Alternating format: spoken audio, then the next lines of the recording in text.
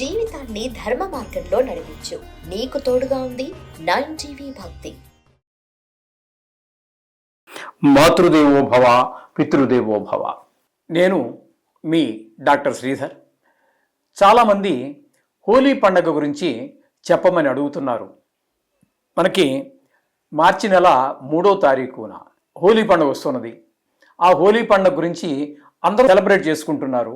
కానీ ఆ పండగ ఎందుకు వచ్చింది, ఎక్కడ నుంచి వచ్చింది, దానికి మూలం ఏమిటి అనేటటువంటి విషయాల గురించి చాలామంది మాకు తెలియదండి, సెలబ్రేట్ చేసుకుంటున్నాము అందరితో పాటు, కానీ దాని గురించిన విశేషం చెప్తే మాకు కాస్త ఉపయోగకరంగా ఉంటుంది అని చెప్పేసి అడుగుతున్నారు. దాని గురించి ఇప్పుడు మనం చెప్పదలుచుకున్నాము. ఈ హోలీ అనేటటువంటిది మనకి పురాణాలలో కూడా కనిపిస్తూ ఉంటుందండి. అక్కడి నుంచే మనకు ప్రారంభమైంది కూడా. ఎందుకంటే దీనికి ఇక్కడ హిరణ్యకశిపుడు అనేటటువంటి ఒక రాక్షసుడు ఉండేవాడు. ఆయన కొడుకు ప్రహ్లాదుడు. ఈ కథ మీకు అందరికీ తెలిసే ఉంటుంది చాలామందికి. ఈ హిరణ్యకశిపుడికి అహంకారం, వరగర్వం చేత మొత్తం మీద అష్టదిక్పాలకుల్ని, నవగ్రహాలని, ఇంద్రాది దేవతల్ని అందరినీ ఓడించేసి ఇక ఓడింపబడని వాడు ఎవడూ లేడు, ఒకరో ఇద్దరో తప్పితే అనేటటువంటి స్థితికి వచ్చేసిన సందర్భంలో అహంకారం ఎక్కువైపోయి ఎవ్వరు కూడా హరినామస్మరణ చేయడానికి వీలు లేదు. ఎందుకంటే దేవతలందరికీ కూడా పరమశివుడు అంటే చాలా ఇష్టం అండి. విష్ణువు అంటే పరమశత్రువు, ఈయన పరమ మిత్రుడు, వాడు పరమశత్రువు. ఇది రాక్షసుల యొక్క స్వభావం ఆ విధంగా ఉంటుంది. ఎందుకంటే సులువుగా కోరికలు ఇచ్చేస్తూ ఉంటారు కాబట్టి శంకరుల వారు, బోలాశంకరుడు, ఆయనంటే ఇష్టము. విష్ణుమూర్తి అంత త్వరగా దేనికి లొంగే మనిషి కాదు కాబట్టి దేవతలందరికీ కూడా శ్రీ విష్ణు అంటే కొంచెం వాళ్ళందరినీ అంటే రాక్షస జాతిని ప్రజలందరికీ ఇబ్బంది పెడుతుంటే సంహరించినటువంటి వాడు కూడా ఈ విష్ణుమూర్తే కాబట్టి విష్ణు అంటే ఆయనకి పరమశత్రువు.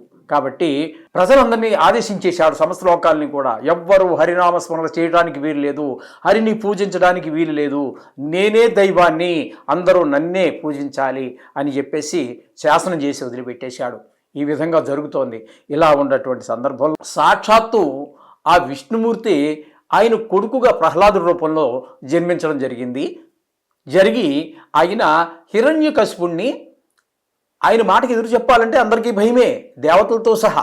కానీ ఆయన కడుపును పుట్టాడు కాబట్టి శ్రీ మహావిష్ణువే కాబట్టి ఆయనకి భయం లేదు కాబట్టి ఖచ్చితంగా వ్యతిరేకించాడు. నేను హరునే కొలుస్తాను, విష్ణుమూర్తినే కొలుస్తాను, నిన్ను కొలవను కాక కొలవను అని చెప్పేసి ధైర్యంగా చెప్పేశాడు. చిన్న పిల్లవాడు. అంత రాజుకి తలకాయ తీసేసినట్టు అయిపోయింది. ఎన్నో ఇబ్బందులు పెట్టేశాడు, చంపేయడానికి అనేక రకాల ప్రయత్నాలు, ఎన్ని రకాల ప్రయత్నాలు అయితే ఉన్నాయో అన్ని ప్రయత్నాలు కూడా చేశాడు. ఆ ప్రహ్లాదుని, తన కొడుకుని చంపేయటానికి అన్ని ప్రయత్నాలు చేస్తే కూడా విషం తాగిస్తే లేదు, ఏనుగుల చేత తొక్కిస్తే లేదు, పర్వతాల మించి కిందకు తోపిస్తే లేదు, సముద్రంలో ఎన్ని చెయ్యాలో అన్ని చేసినా కూడా లేనటువంటి పరిస్థితిలో ఆయన ఏం చేశాడంటే, ఈ హిరణ్యకశిపుడికి ఒక చెల్లెలు ఉంది. ఆవిడి పేరు హోలిక. ఈ హోలిక అనేటువంటి ఆమెకి పిలిచి వీడిని అంటే ఈ ప్రహ్లాదుణ్ణి అగ్నిలో దహించేయి అని చెప్పేసి ఆవిడికి ఆజ్ఞాపించాడు. ఆవిడికి ఎందుకు ఆజ్ఞాపించాలి? ఇప్పటి వరకు మావటి వాళ్ళకి అప్పచెప్పాడు, పావుని వాళ్ళకి అప్పచెప్పాడు, సముద్రంలో చూసా అనేక రకాలు ఎవరు చంపగలరో వాళ్ళందరికీ అప్పచెప్పాడు. కానీ ఈ ఒక్క ప్రక్రియ అంటే అగ్నిలో పడి చంపేయమని చెప్పేసి హోలికనే ఎందుకు ఆజ్ఞాపించాడు అన్నట్టయితే, ఈ హోలికకు ఒక వరం ఉంది. అగ్నిలో ఆమె చనిపోదు, అగ్ని ఏమీ చెయ్యజాలడు. ఈ హోలికకి అటువంటి వరం ఉంది ఆమెకి.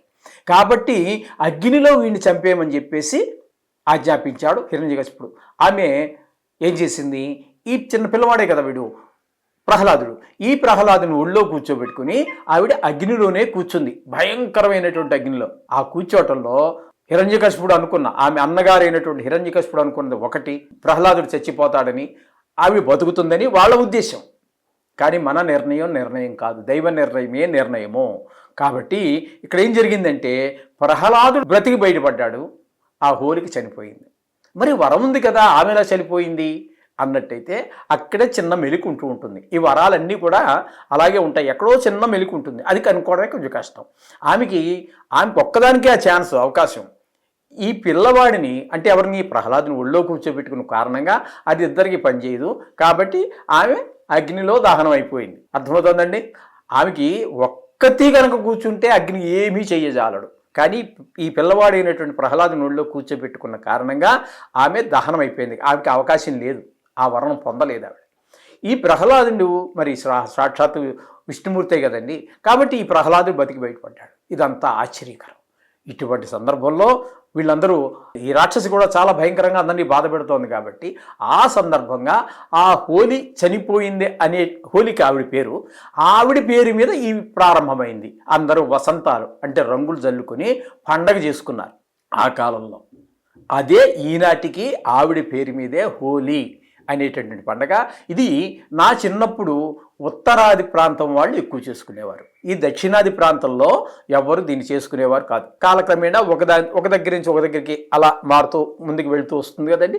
అది మన దగ్గరికి వచ్చి ఇంచుమించుగా 15-20 సంవత్సరాల నుంచి 30 సంవత్సరాల నుంచో, మరి అది మనం కరెక్ట్గా డేట్లు అవి చెప్పలేము, కానీ తర్వాత అక్కడి నుంచి మనకి ఇంపోర్ట్ అయింది. ఇప్పుడు ఏదైనా ఒక పని ప్రారంభించినప్పుడు దాని యొక్క ఉద్దేశం వేరుగా ఉంటుంది. పోగ కాలం గడిచే కొద్దీ అసలు దాని ఉద్దేశమే మారిపోతుంది. ఈ కథ ఎవ్వరికీ తెలియదు. ఇది ఒక దరిద్రం. ఏది తెలుసుకోవాలని తాపత్రయం లేదు ఎవరికి. ఎవరన్నా చెప్పినా కూడా విందామని ఆలోచన లేదు. ఏంటో మరి ఈ జనాల యొక్క మెంటాలిటీ ఏంటో ఎవరికీ అర్థం కానిటువంటి పరిస్థితి. సరే, ఆ విధంగా ఈ రంగుల్లో ఇదొక కథ అయితే ఇంకొక కథ కూడా ఉందండి. అదేంటంటే శ్రీకృష్ణుడు గోపికలతోటి కలిసి వసంత నవరాత్రులు ప్రారంభం కాబట్టి ఆ వసంత జల్లుకుని అందరూ అది ఒక క్రీడగా అందరూ భావించారు. అది అందరి యొక్క మిత్రుల యొక్క కలయిక కానివ్వండి, ప్రేమికుల యొక్క కలయిక కానివ్వండి, ఈ విధంగా వీళ్ళందరూ కలిసి ఒక సెలబ్రేట్ అంటే ఒక పండగ చేసుకునేటటువంటి సందర్భంగా పుట్టిందని కూడా వేరే కథనాలు ఉన్నాయి. ఈ విధంగా మొత్తం మీద హోలీ అనేటటువంటిది మాత్రం ఆ హోలీకి పేరు మీద ఈ రోజుకి నడుస్తుంది. ఇప్పుడు ఈ రంగుల్లో రకరకాల కెమికల్స్, 1,00,00,000 మంది చచ్చిపోయినా ఎవరికి అక్కర్లేదండి భారతదేశంలో. వాడు కోటీశ్వరుడు అయిపోవాలి. ఈ దౌర్భాగ్యం ప్రపంచంలో ఎక్కడా ఉండకపోవచ్చు. నేను అన్ని దేశాలను తిరిగిన వాడిని కాదు కాబట్టి. ఇక్కడ అందులో కెమికల్స్ కలిగేస్తున్నారు. ఈ హోలీ రోజున కళ్ళు పోగొట్టుకున్న వాళ్ళు ఎంతోమంది మనం పేపర్లు చదువుతూ ఉంటాం. ఎందుకంటే కెమికల్స్ ద్వారా ఈ విధంగా తర్వాత కోడిగుడ్లు కొట్టుకోవటం, అది నెత్తికి బావటం, నలుగురు కలిసి బలవంతంగా ఉండి పట్టుకోవటం, ఒక కోడిగుడ్లు 10 కోడిగుడ్లు లేచి అని కొట్టడం. ఏంటండి ఇది పండగ అంటారా?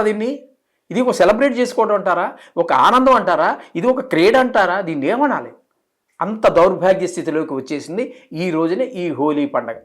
కాబట్టి ఈ వీడియో చూసిన వాళ్ళు కొంతమంది అయినా ఈ కెమికల్స్ కలిపినటువంటి రంగులు వాడకుండా ఉండటము, ఈ కోడిగుడ్లు ఏంటో కాకి రెట్టలు, కోడి రెట్టలు ఏంటండి ఇవన్నీ వదిలేసి ఒక సరియైన పద్ధతిలో మీరు ఈ కథను తెలుసుకోండి, దీని యొక్క ఆంతర్యాన్ని గ్రహించండి, సరియైన పద్ధతిలో హోలీ పండుగని చేసుకుని అందరూ ఆనందింతురుగాక. శుభం భూయాత్.